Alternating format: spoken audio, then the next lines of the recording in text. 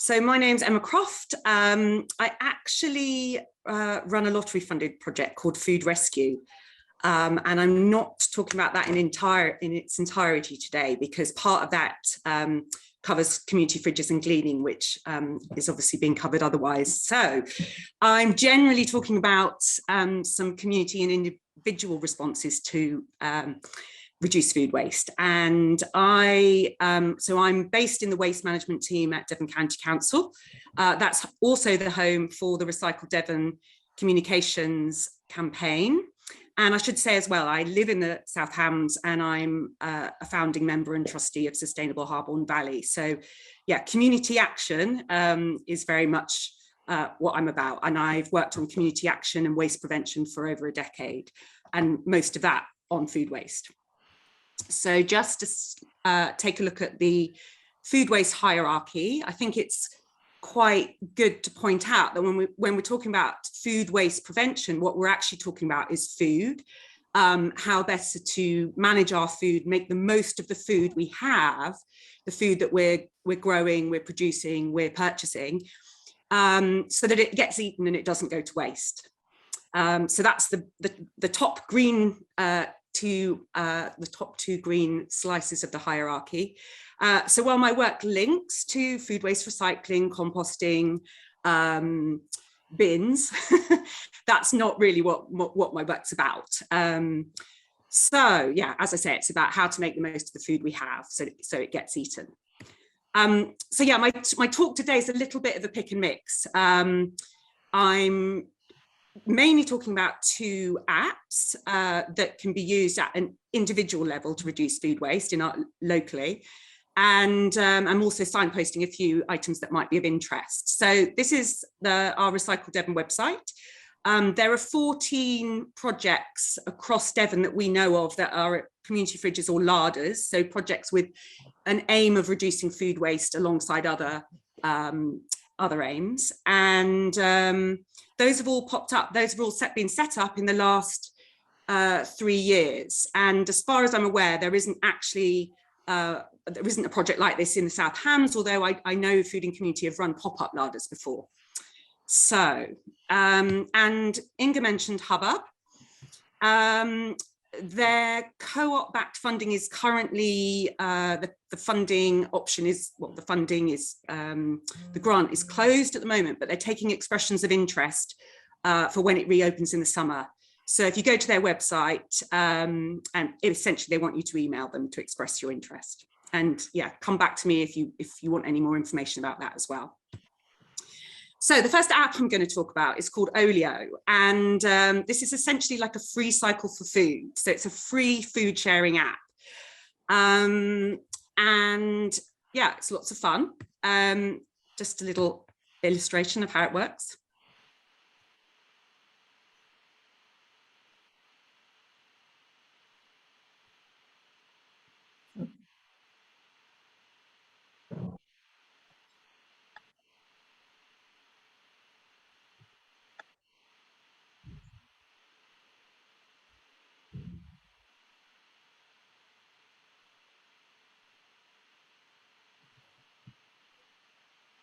That's brilliant.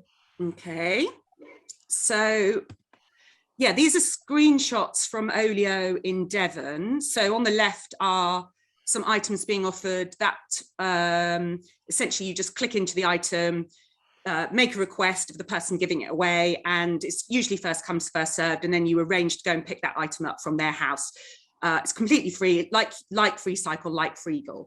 On the right, I did this screenshot yesterday, and it may or may not be clear, but there's not a lot on offer in our predominantly rural district. There's a concentration of users in the built up areas, in urban areas, but I definitely think there's potential for using this across towns and villages. So FreeCycle became, or Freegal became popular, and I think Oleo has that potential as well.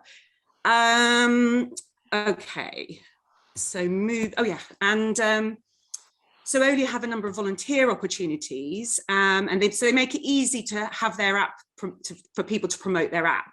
So you can sign up as a community hero. They send you a pack of beautiful posters and leaflets, and you can essentially, distribute them around your, village and town community to get more people on the app. Because obviously, the more users there are, the more that's on offer, and the better the app is. Okay, right. The next app is called Too Good to Go.